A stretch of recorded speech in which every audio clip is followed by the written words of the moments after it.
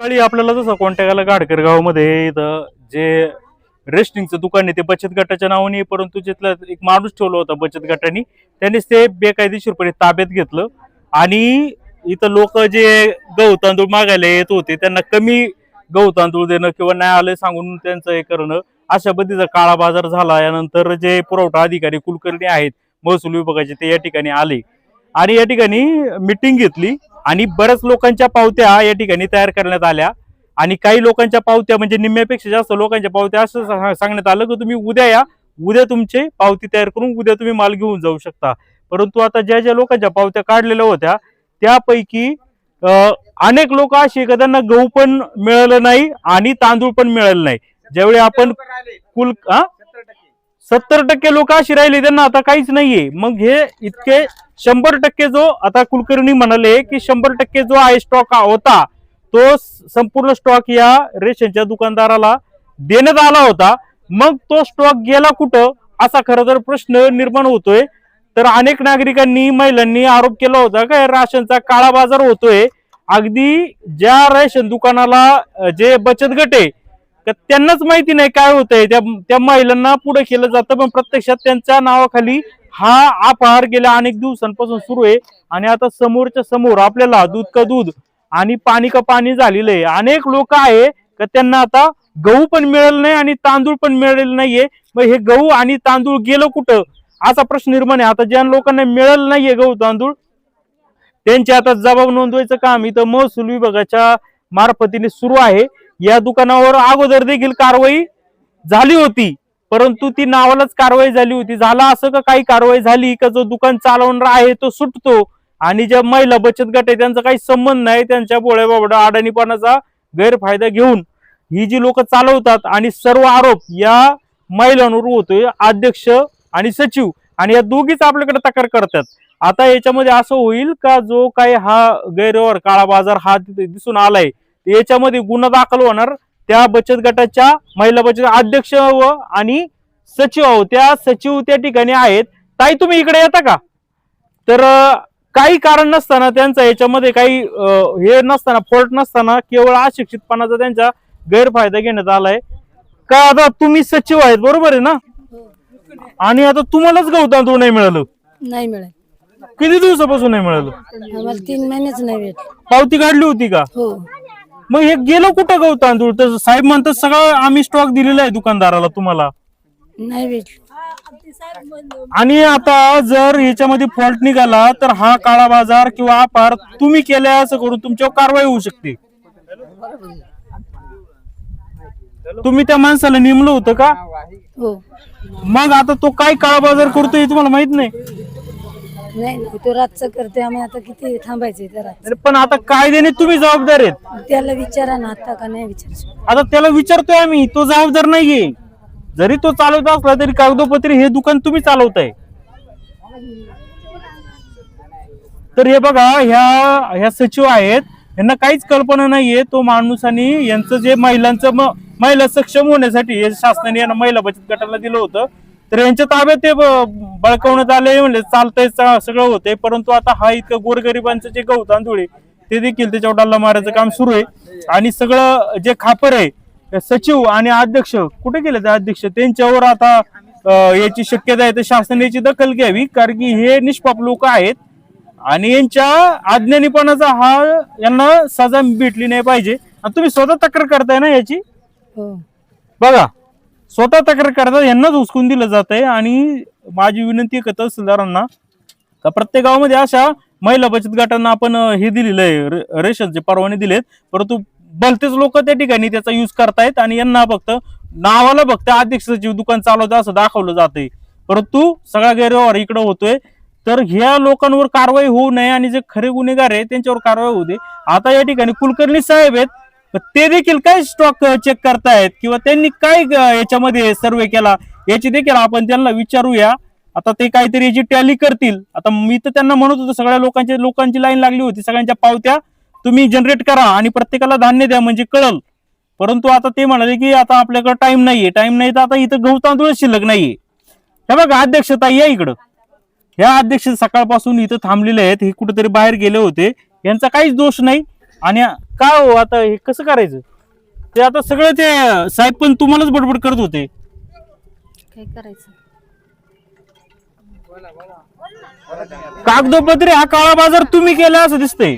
आम्ही पण मग त्यांच्याकच होतं ना, मग यांनी काय केलं हे काय माहिती आम्हाला. हं? पण 100% माल टाकलं होतं. हा माल गेला कुठं? काय माहिती कुठे गेला. बरं आम्हाला दुकानात सुद्धा शिरून देत नव्हते. तुमचा संबंध नाही, त्यांच्या तोंडावर सांगते मी, संबंध नाही म्हणले दुकानाचा आणि तुमचा. माझं मी सगळं करील, माझं मी हे करील म्हणले. त्यांना बोलून घ्या ना सर, हे बघा उभे आहेत, त्यांना बोलवा. ओ या ना इकडे धर्मा आडारी. बाहेर बोलवा. सगळे म्हणले माझं मी मेहनत करेल, तुम्हाला येऊन सुद्धा ये देणार ना नाही. इकडं. मग आता का असं घ्या पुढं. सर रेशनची प्रणाली अशी आहे, मार्चचं जर वितरण केलं त्याच्यात जे कार्ड येतील त्याचं एप्रिल मे ला ट्रान्झॅक्शन येतं. आजचं ट्रान्झॅक्शन हे एप्रिल मे जूनचं होतं. काही पाठीमाग नियमित आणि अनियमित कार्डे आली नव्हती, त्याचा आज एकदम ह्या मालावरती नाही नाही, पण आता हे जे झालंय, आता समजा तुमचे काही कारण असतील ते तुम्ही कळवणार बरोबर त्या विभागाला. हा, विभागाला. मला सांगा याला जबाबदार हे का तुम्ही? ते सगळेच राहत आहे ना. सगळेच कस काय राहणार? सगळेच राहणार नाही, तुम्हीच मशीनला राहणार. हात घातले त्यांनी म्हणलं ते राहणार आम्हाला घातले, आता ताबा दिलाय साहेबांनी, याच्या साहेबांनी आधी ताबा दिला दिला नाही. तर तुम्ही ठरवा ना मग याच्या का आधी कोण दिला जबाबदार. आता मला विचारतात तुम्ही बाईड वालेत, मला विचारतात ताबा आपला जबाबदार कोण, तर हे तुम्हाला कळायला पाहिजे का मी जबाबदार. त्यांना तेच सांगतोय का जबाबदार तुम्ही आहेत, यांचा काही संबंध हा, नाही मग सांगतोय ते- मी. मग तुम्ही त्यांना सांगतायत ना जबाबदार, हो, मग तुम्ही योग्य सांगताय, चुकीचं ते कोर्टात जातील, त्यांची बाजू मांडतील. मी काय विचारतो तुम्ही जबाबदार आहात की नाही? मी काय माझ्या पद्धतीत, मी गेल्या वर्षी केस झाली ती माझ्या पद्धतीत काढले होते, हे वर्षच होतं. मी अजूनही माझं सगळं सूत्र जागेवर आणू शकतो, सहकार्य करू शकतो, पण यांची सहकार्याची भूमिका नाही. माझ्याकडे लिखापडी काय म्हणणं आहे आता? हे ते म्हणतायत की सगळे जबाबदार आहेत. घाबरलेलो नाही. सगळे म्हणजे आलेले माझे रिपोर्ट आहेत वगैरे, माल मुद्दे विक्री आहे, सगळं माझ्याकडे डिटेल आहे. नाही नाही, मी मग आता कारवाईला हा नाही घाबरत. नाही घाबरत. हा म्हणजे जर काय कारवाई झाली तर तुम्ही समोर जाणार?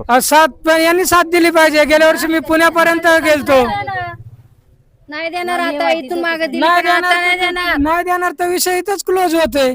आता देणारच नाही आम्ही साथ. नाही साथ देणार नाही तर यांना रुटीनला आणायकरता तरी यांनी माझ्या बरोबर थांबलं गरजेचं आहे ना.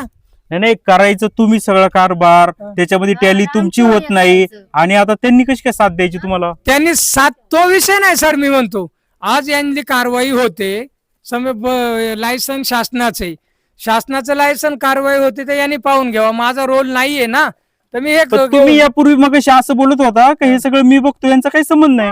मी बघतोय आणि आजही बघतोय, आत्ताही पाहिलं. पण ते जर म्हणत असेल का आम्ही मालक आहे, तर याचा काही संबंध नाहीये, तर मग तुम्ही, माझा संबंध नाही तर मी स्टॉप होतो ना. तर ते कारवाई करून घ्या, कसं करून घ्या, तुमचं कंटिन्यू करा किंवा काय पुढच्या प्रोसिजर होतील. आता हे जे स्टॉक कमी आढळलाय हा जेवढं पाहिजे, अजूनही स्टॉक म्हणजे जर जास्त लोक आले असते तर अजून इथं गर्दी जमली असती, तर मग याला जबाबदार कोण? याला जबाबदार असं असतं सर, तुम्हाला सांगतो का जानेवारीत जर वितरण झालं, जानेवारीचं वितरण जानेवारी फेब्रुवारी मार्चला धरलं जातं. जानेवारीत येणारी नियमित अनियमित कार्डी आणि जानेवारीत जर 70% झालं, जानेवारीचं ट्रान्झॅक्शन 70% आलं आणि जानेवारी फेब्रुवारीला एकदम 100% आलं, तर ती कार्डी ठेवावंच लागतं. ते किलोनुसार विक्रीनुसार येतं. हे काय कोणी कुठं माल गलत केलेला नाहीये. मग ते जे आहेत पुरवठा अधिकारी तुम्हाला विचारतात साठा कुठे, मग तुम्ही गप का होताय? आम्ही गप होत नाहीये. ऑलरेडी आमचा रेकॉर्ड तयार नाही, रेकॉर्ड होईल, आमच्याकडे परमिट आहेत, आमचे डिटेल्स कागदपत्र तयार होतील, त्याच्यात पाहिलं जाईल का आम्हाला सोडलेला साठा, आमचं रेकॉर्ड, या सगळ्या बाबींचा विचार करून आम्ही अपील मध्ये जाऊ. ठीक. काय तुम्हाला रेकॉर्ड वगैरे माहितीये का? काय दाखवलंच नाही आम्हाला, काय असतं रेकॉर्ड हे तुम्हाला माहितीये का? दाखवलंच नाही नाही, कधी. रेकॉर्डची नाव माहितीये का काय असतं? नाही दाखवलंच नाही कधी आम्हाला, येऊनच दिलं स्टॉक नाही. बुक म्हणजे काय माहितीये का? नाही नाही, दाखवलंच नाही काही आम्हाला.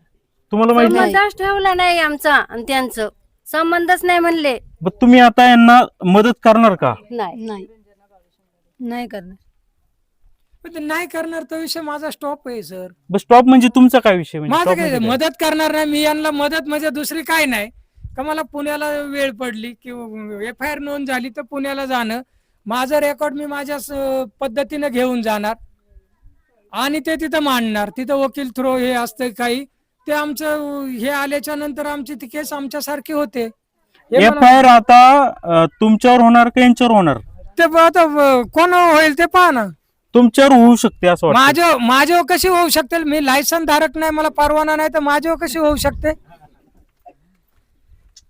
तुम्ही दोषी आहात. मागच्या वेळी हे घेऊन गेले. नाही, आम्हाला दोषीत काढते तुम्ही, का नाही सोडले याच्या मागापासून?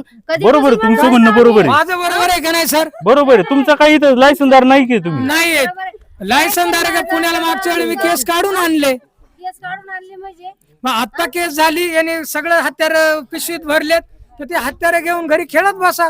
खेळत बसा म्हणजे कसं त्या खेळायची लोकांचा का? विषय खेळायची काही वस्तू खेळायचे आता खेळणंच म्हणतात त्याला. अध्यक्ष सचिवाला पण तुम्ही धान्य नाही दिलं. दिलं नाही कोण? सुरुवातीला त्याने 2-2 महिन्याचं 4 घेऊन गेले. महिन्याची पावती काढली माझी. तू 2 महिन्याचं फक्त रेशन मला हे दिले. जबाबदारी कोणाची? हा? जबाबदारी त्यांची जबाबदारी. एवढं देत नाही तू. म्हणजे कायद्याने, आता मी तुम्हाला तेच सांगतोय का कायद्याने पाहिलं तर या व्यक्तीचा याच्यामध्ये काही संबंध नाहीये. जे काय अध्यक्ष आणि सचिव जबाबदार आहे, आणि आपल्या भागातल्या लोकांना हेच माहिती नसतं. आता जी काय कारवाई झाली तर यांच्यावर होईल. तुम्हाला माग सांगतो का पाठीमाग गावामध्ये देखील असा जर रेशनचा काळा बाजार चालू होता आणि तो ग्रामस्थांनी पकडला होता, आणि ते देखील दुकान असंच या धर्म आधारीला जसं दिलं जातं तसं एका व्यक्तीला दिलं जात होतं, आणि सगळ्या गावकऱ्याची तक्रार त्या व्यक्तीवर होती. परंतु पुरवठा विभागाने कारवाई केली, गुन्हा दाखल केला त्याचा, आणि तो गुन्हा इतका गंभीर आहे त्याला जामीन भेटत नाही. त्या महिला मंडळाच्या अध्यक्ष आणि सचिव या त्या बचत गटाच्या यांच्या दोघांवर गुन्हा दाखल केला, आणि अतिशय गंभीर स्वरूपाचा तो गुन्हा आहे. त्याच्यामध्ये जो कोण वाटतोय किंवा विकतोय काय करतोय त्यात गृहीत धरलं जात नाही. शेवटी यांच्यावर जबाबदारी येते. आता हे निरुत्तर झालेत. म्हणजे मला सुद्धा आता यांना प्रश्न विचारूशी वाटत नाही. म्हणजे ही आपली सिस्टम आहे का महिलांना आपलं सक्षम करायचं की काय करायचं? तर शासनाने ही न्यूज बघावा, यांच्या चेहऱ्या का बघावा, आणि जी काय उचित कारवाई ती व्यवस्थित करावा.